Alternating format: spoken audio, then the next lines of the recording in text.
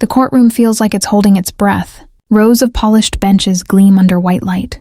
The air is formal, tense, charged with quiet expectation. At the bench sits Judge Ruth Bader, composed, deliberate, every gesture measured. Her reputation precedes her, a symbol of reason, precision, and authority. When she speaks, people listen. When she pauses, people wait. Across the room stands Jasmine Crockett, calm, steady, her posture balanced between respect and defiance. She's not there to provoke. She's there to make a point. And that perhaps is what makes this moment so dangerous. The two women lock eyes briefly, and something shifts. Not hostility, something subtler. A silent understanding that this exchange will not be ordinary. The proceedings begin. Routine questions, formal answers. Everything follows the familiar rhythm of control. Until Crockett speaks. Her voice doesn't rise. It simply carries. Every word lands cleanly without apology. There's no tremor, no hesitation, just clarity. Her statement challenges a long-standing assumption, one so deeply rooted it almost sounds like rebellion. The room reacts in stillness. Even the murmurs fade. Judge Bader's pen stops moving. Her eyes lift. For the first time, the authority at the bench seems engaged, almost intrigued. She leans forward slightly. Her tone sharpens, not unkind, but firm. A question, precise and deliberate, cuts through the air. Are you suggesting that the law itself can be wrong, Miss Crockett? Crockett doesn't flinch. Her answer is quiet but heavy enough to shift the temperature in the room. Your Honor, she says, I'm suggesting that justice isn't always found in the law. Sometimes it's what the law overlooks. The words ripple outward like a quiet shockwave. The clerk looks up. The reporters stop typing. Even the judge seems to pause before responding. The tension is not loud. It's suspended. One statement has turned a hearing into a duel of ideals. A voice, distant yet steady, narrates what everyone is feeling. Even truth has to defend itself, especially when power feels questioned. The camera freezes on the two women, one seated, one standing, both unshaken. The air in the courtroom feels changed now. Whatever normal rhythm existed before has vanished. No one coughs, no one moves. Even the smallest sounds seem too loud. Jasmine Crockett stands at the center of that silence, a single figure surrounded by weight and watching eyes. Her statement still lingers, a truth too bold to ignore. Justice isn't always found in the law. Judge Ruth Bader's gaze stays fixed on her. It isn't anger, not yet. It's curiosity sharpened by decades of discipline. To be questioned inside her courtroom is rare. To be questioned this calmly? Almost unheard of. Crockett's expression doesn't shift. She isn't seeking confrontation. She's seeking understanding. She knows how moments like this are remembered, not by volume, but by composure. The judge clears her throat, her tone carrying the weight of authority. Ms. Crockett, she says evenly, you're aware that law and justice are not always the same. But this courtroom follows the law. Would you prefer we replace it with interpretation? The words are precise, deliberate, the kind that test intellect without appearing to. For a second, the power in the room swings back to the bench. People nod slightly, quietly agreeing. The judge has reclaimed control, but then Crockett answers. No, Your Honor, she says softly. I'd prefer we remember that laws were written by people, and people make mistakes. Justice begins when we're brave enough to admit that. The quiet deepens again, the kind that comes after something undeniable has been said. Judge Bader tilts her head. Her expression changes, the smallest shift, but noticeable. It isn't irritation, it's recognition, the kind you see when someone realizes the argument isn't about winning, it's about truth. A reporter in the back lowers his pen slowly, almost afraid to break the stillness. Everyone in the room senses that this isn't a clash, it's something else. Two generations of power meeting on common ground but from opposite directions. Crockett continues, steady as before. When laws were written, she says, they didn't always include people who look like me. They didn't always protect those who had no seat in the room. So when I challenge a law, I'm not defying it. I'm demanding it evolve. The judge exhales quietly, a small sound that carries through the room. Her pen touches the desk again, but she doesn't write. She's listening. Ms. Crockett, she replies, are you implying that justice is subjective? Crockett looks directly at her. Her tone doesn't waver. No, Your Honor. I'm saying justice is alive. It grows, it breathes. It corrects us when we forget who it's meant to serve. For a heartbeat, no one even blinks. The court reporter's fingers hover above the keyboard, suspended in hesitation. This isn't testimony anymore. It's revelation. And the judge, even as she sits higher, feels the weight of equality filling the space between them. She leans back slowly, studying the woman before her. Years of rulings, opinions, and careful neutrality play behind her eyes. But now there's something else, a reflection of respect.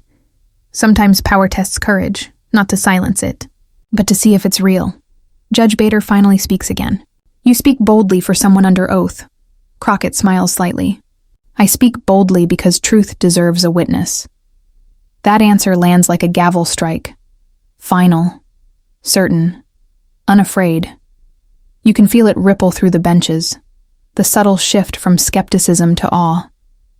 Even the judge can't help but pause before replying. For the first time, her tone softens, even if just a little. Do you know what makes your statement dangerous, Ms. Crockett? Crockett nods once. Because it asks people to think. The judge's lips press together, not disapproval, but restraint. The kind of silence that hides admiration. Crockett lowers her gaze briefly, respectful, but unyielding. I didn't come here to win, Your Honor. I came to remind us why winning should never matter more than being right. The judge's pen finally moves. One small note written at the edge of her paper, heard. In that moment, it wasn't about argument or authority. It was about recognition, the kind of recognition that shifts rooms and changes people. The silence that follows isn't empty. It's full of understanding, full of the echo of something that can't be unseen. And somewhere in that silence, the crowd realizes they've just witnessed something rare. Not defiance, not disrespect, just truth, standing tall in a place built to contain it. The camera holds on Crockett for a moment, calm, steady, grounded in purpose. Then shifts back to the judge. Thoughtful, contemplative, no longer certain who holds the higher ground. The balance has changed. The power, once unquestioned, now feels shared. Words, when spoken without fear, don't need volume. They just need a heartbeat strong enough to be heard. The sound of a pen dropping echoes like a drumbeat through the still courtroom. A single note of tension hangs in the air, delicate, unbroken. Judge Ruth Bader adjusts her glasses, her face calm but unreadable. Behind that calm there's movement, the quiet turning of thoughts, the weight of reflection. She's not just listening now. She's engaging.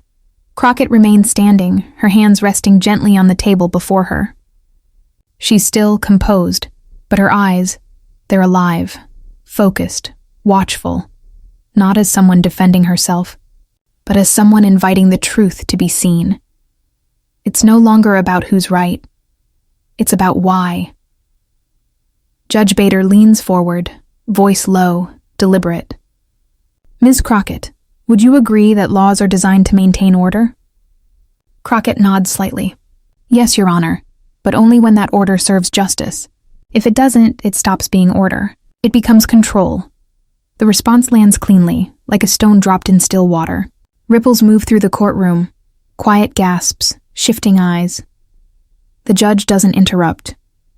She's testing her now, not to trap her, but to measure her. Her next words come slower, as though chosen from somewhere deep. And who decides what justice is, Ms. Crockett? Crockett takes a breath, steady but soft. Everyone who's been denied it. That sentence hits harder than any argument. Even the stenographer hesitates for half a beat before resuming her typing. The judge lets the silence linger, long enough for everyone to feel its weight. Her tone, when she speaks again, carries something unexpected. Not hostility, not superiority, curiosity. You speak as if the law is alive, she says. Crockett answers, It has to be, Your Honor, because people are. A subtle shift. The audience can feel it. This is no longer confrontation. It's transformation. A conversation between two kinds of power, one institutional, one moral. Sometimes history doesn't shout its changes.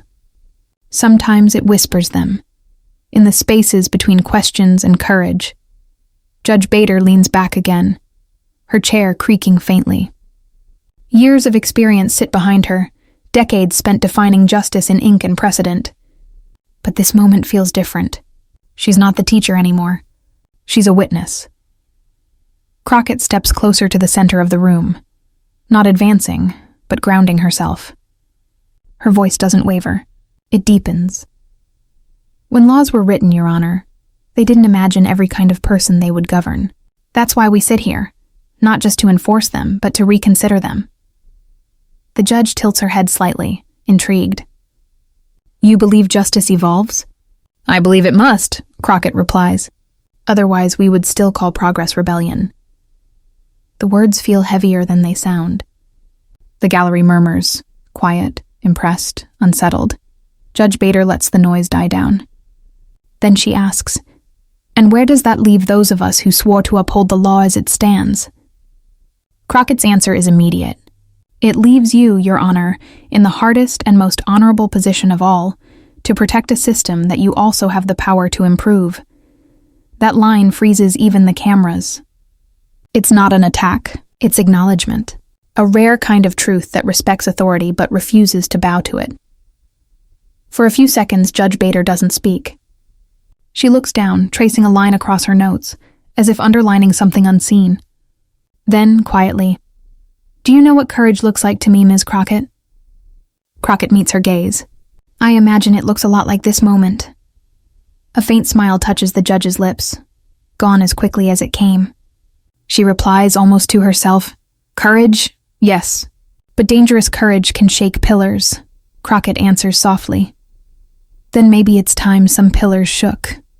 The gallery reacts, a quiet gasp, a breath caught midair, not from disrespect, but from the boldness of honesty said without fear. Judge Bader taps her pen once against the wood. Each tap sounds like a countdown, a rhythm marking control regained. Her eyes lock on Crockett once more. You speak like someone who's not afraid to lose. Crockett nods. I'm not afraid to lose, Your Honor. I'm afraid not to try. The judge studies her, her composure steady. But there's something new in her silence. A deep, invisible acknowledgement. A respect that words don't need to confirm. There are moments when power recognizes its reflection, not in dominance, but in conviction. And in that recognition, both sides change. Judge Bader straightens, resting her hands together. You argue well, Ms. Crockett. I'm not arguing, Crockett replies. I'm clarifying. The judge almost smiles again. Almost. Then clarify this for me, she says. If the law bends to everyone's belief in justice, doesn't it lose stability? Crockett pauses. Her eyes lower, thinking. When she looks up again, her tone carries a calm certainty that fills the entire room. Stability without conscience isn't order. It's silence. The judge stops. The words hang, and the courtroom becomes utterly still. For a moment, it's unclear who holds authority anymore, the woman in robes, or the woman standing. The judge finally speaks. Her voice quieter now, as if each word is a step toward truth. You remind me of myself once. Crockett smiles gently. Then I'll take that as the highest compliment, Your Honor. It's not victory. It's recognition, not defiance, dialogue. When conviction meets legacy, there's no winner. Only a room forever changed by the sound of truth standing tall. The judge leans back. Crockett steps away from the stand. The air feels lighter now, but no one quite knows why. Something has shifted. Quietly, profoundly. And though the gavel hasn't struck, the verdict has already arrived. The tension that once whispered now hums through the room like an invisible current. Every person seated feels it. That thin line between authority and awakening, stretched but unbroken. Judge Ruth Bader adjusts her papers with the slow precision of someone buying time. Across from her, Jasmine Crockett waits. Still, centered, unblinking. Neither wants victory. Both demand truth. The judge's voice cuts through the quiet, deliberate, and sharp. Ms. Crockett, your words inspire passion, but passion doesn't change statutes. How do you propose we reconcile conviction with the confines of written law? Crockett answers without hesitation. By remembering that written law is the beginning of justice, not its end. Laws are structure, Your Honor. Justice is the soul we build inside it. The words flow like water finding cracks in stone. Even those who came here doubting her can feel their certainty loosening. The judge leans forward slightly, her eyes narrowing, intrigued. You speak of justice as though it's a living creature. Yet history shows that emotion often corrupts clarity. What protects us from our own biases, Ms. Crockett?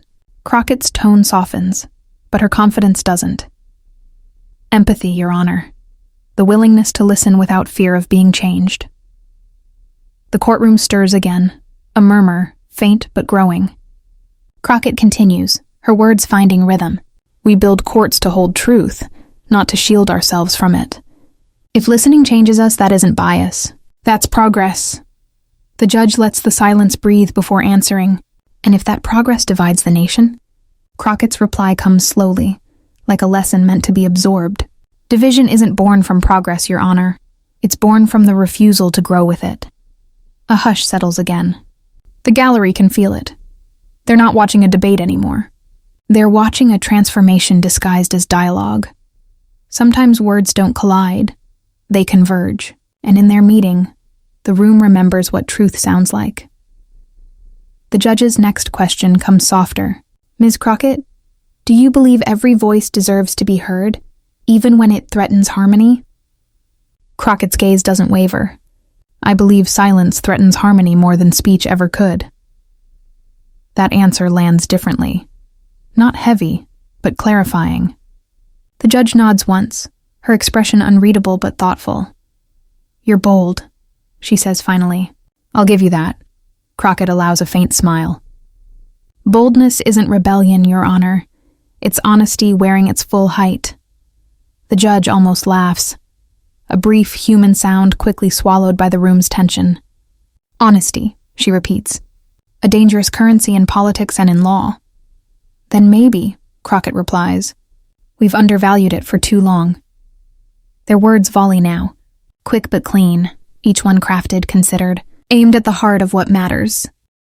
The judge asks, Tell me, Ms. Crockett, do you ever worry that conviction blinds you? Crockett answers instantly. I worry more about those who see clearly and still choose not to act. A collective intake of breath fills the gallery. Even the camera operators hesitate, afraid to blink. The judge studies her, a faint glimmer of respect in her eyes. You remind me of the generation that came before mine, she says. Certain that ideals can rewrite institutions. Crockett replies, and you remind me why that certainty is necessary. Because institutions don't change themselves, people inside them do. The tension folds inward, tightening, then expanding. It's not hostility, it's revelation. Judge Bader sits back, tapping her fingers once against the desk. Do you know what this reminds me of, Ms. Crockett? No, Your Honor. A chess game where both players realize they're protecting the same king. Crockett's reply comes like the finishing move. Then maybe the game was never about winning, only about keeping him standing. The judge's lips part slightly, caught between surprise and admiration. The gallery exhales all at once, as though they've been holding their breath for hours. Every generation questions the one before it, but when courage and wisdom share the same table, the argument becomes evolution. Judge Bader glances down at her notes, then closes the folder. Formality seems unnecessary now. Her next question feels personal. Ms. Crockett, she says quietly, do you believe justice owes something to anger? Crockett takes a moment before replying. I believe anger is grief in disguise, Your Honor. It's what truth feels like when it's ignored for too long. Justice doesn't owe anger. It transforms it. A pause follows, deep and resonant. The judge nods slowly, almost reverently. I've spent my life defining fairness, she says, and today, I'm reminded that fairness is only as alive as the people who defend it. Crockett bows her head slightly, respectful but unwavering. Then we're on the same side, Your Honor. Even if we arrive by different roads, the moment holds. No gavel, no verdict. Just understanding, but fragile but real. This wasn't a battle.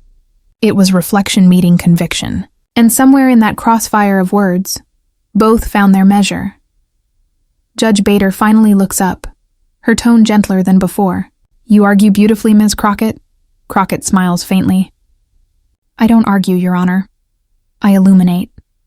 The judge lets the line hang there, absorbing its weight. The courtroom, once tense, now feels transformed, lighter, almost reverent. Cameras click quietly in the background. Every flash captures something history will one day remember. Not confrontation, but connection. The judge breaks the silence one last time. "I suppose the law isn't as rigid as I believed." Crockett nods. "It never was. It just needed someone brave enough to ask why." For a heartbeat, neither woman moves. Then, slowly, the judge offers the smallest gesture, a nod of respect that carries decades of wisdom behind it. Crockett returns it with quiet grace. 2 generations. 2 women. One truth: some arguments don't end, they evolve. Some silences aren't empty. They're full of what's finally understood. The camera pulls back, the courtroom frozen in balance. The world outside still spins, but here, time feels paused, and as the scene fades to black, one thought lingers: the day justice listened back. The courtroom feels heavier now, not with tension, but with meaning. The air that once buzzed with argument has gone still, thick with reflection. For a long moment, no one speaks. The judge and Crockett hold each other's gaze like 2 mirrors, one showing what was built, the other showing what comes next. The audience feels it too. They're not just watching law being tested, they're watching legacy being passed. Then slowly, Judge Ruth Bader breaks the silence. "Ms. Crockett," she begins, her tone quieter now, "you speak with conviction, but conviction has toppled nations when left unchecked. Do you trust your passion not to consume the truth you claim to defend?" Crockett takes a breath, her voice calm but resonant. "I don't trust passion, Your Honor. I trust purpose. Passion burns fast, purpose endures." The judge's eyes flicker with intrigue. She tilts her head slightly. "And who decides when purpose becomes pride?" Crockett's answer lands like a soft hammer, when humility walks beside it. The judge leans back, thoughtful, almost disarmed by the simplicity of it. It's not defiance, it's balance. And balance is the language both women understand best. The camera pans slowly across the courtroom. Faces locked in awe, notebooks forgotten, phones quietly recording a moment that feels bigger than news. Power doesn't always shout. Sometimes it pauses, to listen for what's real. Judge Bader folds her hands, her expression firm again. "You challenge the system as though you've forgotten how fragile justice truly is." Crockett nods slightly. "No, Your Honor. I challenge it because I remember. Justice isn't fragile. People are. That's why it needs protecting from silence, not scrutiny." The judge pauses. Her eyes narrow just slightly, the faintest glint of admiration hiding behind caution. "You sound like someone who's seen what happens when silence wins." Crockett's tone drops to a whisper. "I have. It's not an answer, it's a confession."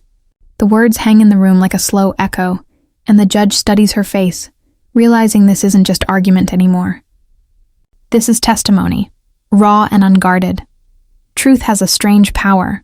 It can soften even the walls built to contain it. The judge finally speaks again, her voice lower now. "Tell me, Ms. Crockett, if you could change the law, what would you begin with?" Crockett doesn't hesitate, with the belief that fairness and equality are the same thing. "They're not." A ripple of murmurs spreads through the audience. The judge raises an eyebrow. "Explain." "Fairness," Crockett says slowly, "treats everyone the same, even when they start from different places." Equality starts by admitting they never did. The room goes still again. Even the clicking of pens has stopped. The judge leans forward, her voice measured but softer than before. "That's a dangerous way to rewrite justice, maybe," Crockett replies. "But justice should be dangerous. To lies, to comfort, to tradition when it forgets its purpose." The judge looks down for a moment, the faintest smile tracing her lips. not of amusement, but realization. She murmurs almost to herself, "You remind me why I began this work." Crockett tilts her head, surprised. "Why did you, Your Honor?" The question catches the judge off guard. For the first time, her tone loses its practiced rhythm. "Because," she says quietly, "I was told once that fairness was enough. I spent decades learning it wasn't." Their eyes meet again, a silent bridge between generations. In that single exchange, a torch quietly passed hand, not by choice, but by recognition. Judge Bader straightens again, her authority returning like armor. "Ms. Crockett," she says firmly, "you speak as though you're not afraid of consequence." Crockett smiles faintly. "I am, Your Honor, but fear isn't supposed to lead, it's supposed to warn." The judge studies her carefully. Her expression is unreadable, but the silence around her feels different now, respectful, not restrained. "Do you believe in order, Ms. Crockett?" "Yes, but I believe order without empathy is just control wearing a uniform." The judge's lips twitch, almost a smirk. Spoken like someone who's had to fight for space. "I have," Crockett replies, "and that's why I understand the weight of keeping it." The judge exhales, finally setting down her pen. The sound echoes louder than expected. It feels like the end of formality, the moment where truth replaces procedure. "I spent years," the judge says quietly, "trying to teach people that justice was balance.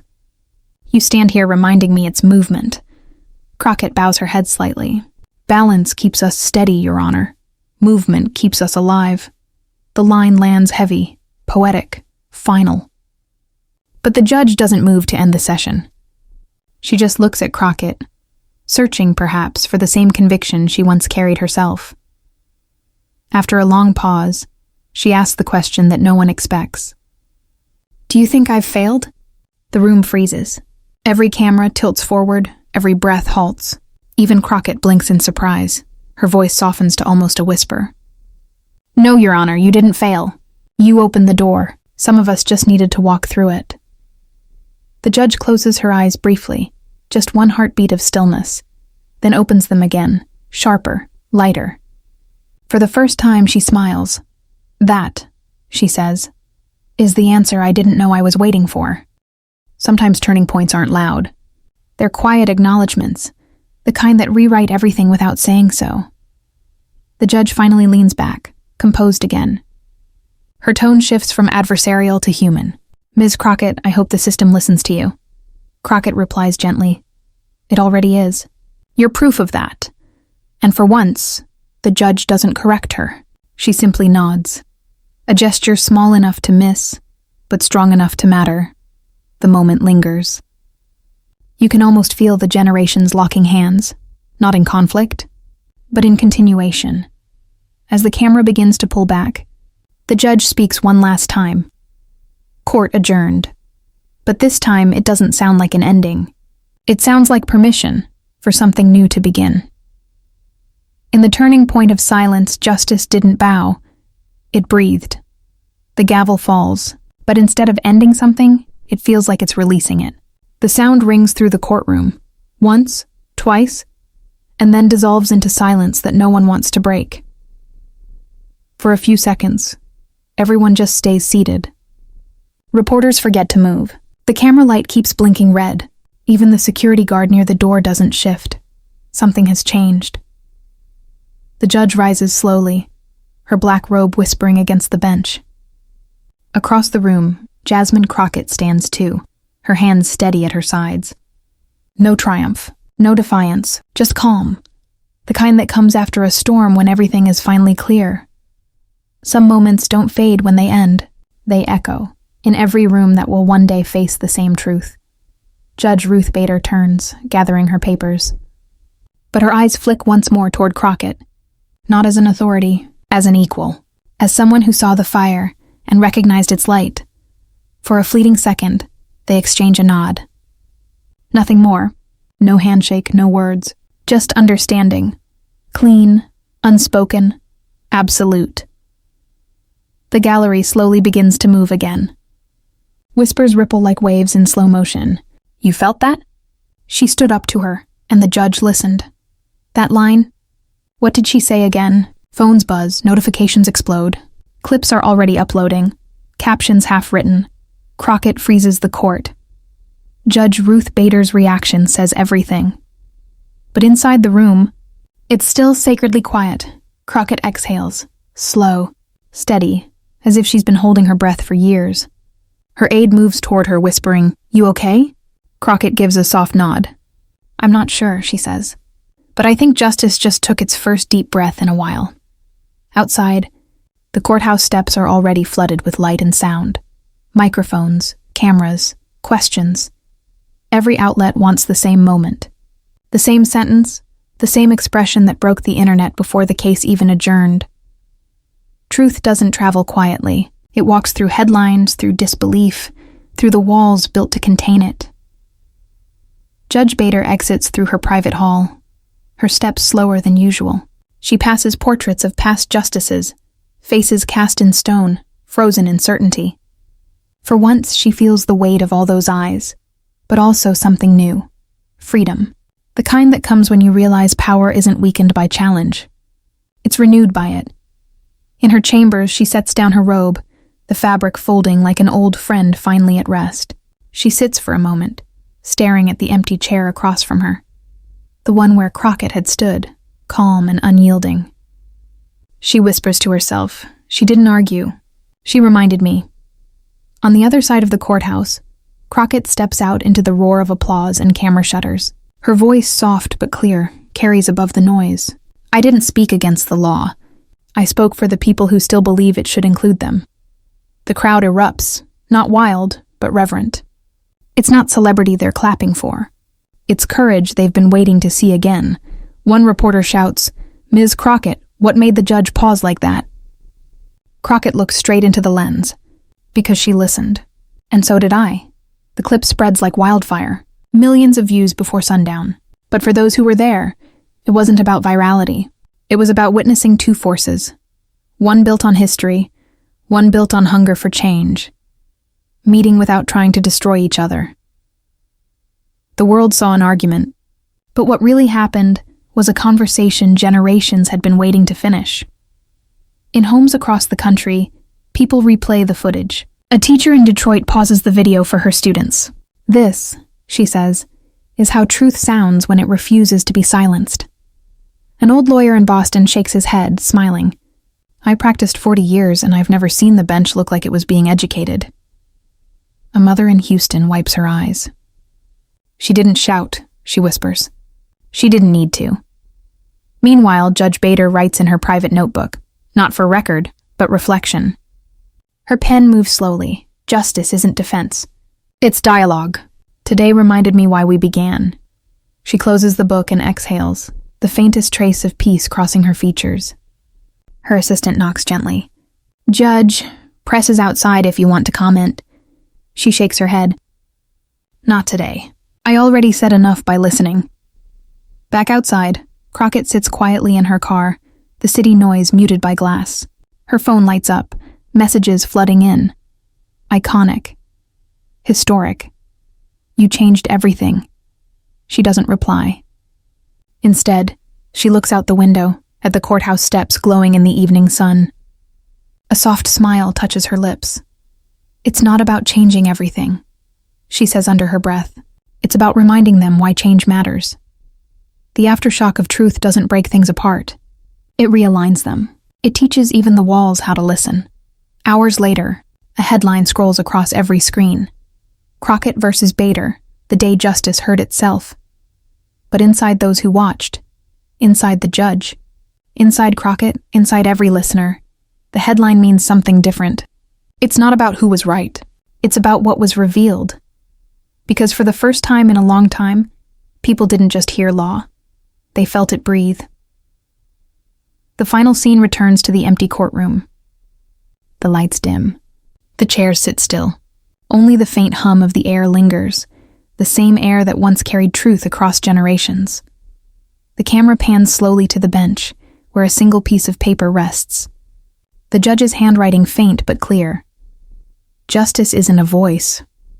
It's an echo. The narrator closes softly, almost a whisper. And when the echo finally answers back, that's not the end of the argument. That's the beginning of understanding. Days pass. The world keeps replaying the moment, over and over. The words, the silence, the look between them. But what most people remember isn't what was said. It's how it felt. In homes, classrooms, and courtrooms, the clip plays. Again, Crockett's calm voice cutting through the noise. "I wasn't arguing, Your Honor. I was reminding." That sentence becomes something larger than the case itself. It becomes a mirror, reflecting not defiance, but evolution. Sometimes the most powerful verdicts aren't delivered by a gavel, but by understanding. Judge Ruth Bader returns to her bench days later. The courtroom looks the same. Wooden walls, high ceilings, familiar silence. But she knows it isn't. She isn't. When she glances at the empty seat where Crockett once stood, she feels something unfamiliar. Gratitude. Not for being challenged, but for being reminded that justice is a living thing, not a preserved one. In another part of the city, Jasmine Crockett stands before a crowd of students. No cameras, no headlines, just listening faces. She tells them, "Don't aim to win arguments, aim to awaken them." Because truth doesn't shout, it waits for courage. Her words echo, not as performance, but as principle. One young woman in the crowd writes them down, not realizing she's capturing the beginning of her own story. Legacy doesn't always wear titles or robes. Sometimes it wears patience, and the willingness to listen longer than pride allows. In Judge Bader's chambers, a single photo rests on her desk, a still frame from that day, Crockett standing, unflinching. The judge watching, unguarded. Below it, a handwritten note. Justice heard itself that day. Outside, the world keeps debating who was right, who won. But the truth is quieter. They both did. Because what began as argument became alignment. What began as interruption became understanding.